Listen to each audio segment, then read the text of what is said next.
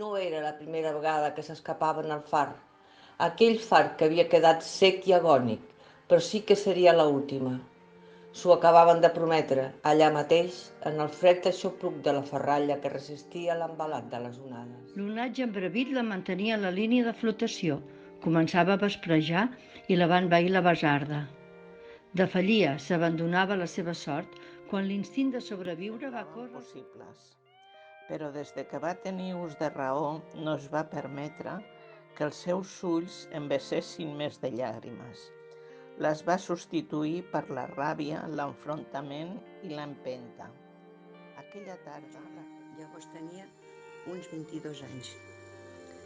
En tinc molt present aquell curs de 1949 al 1950, perquè just després em vaig Per les casar. teulades.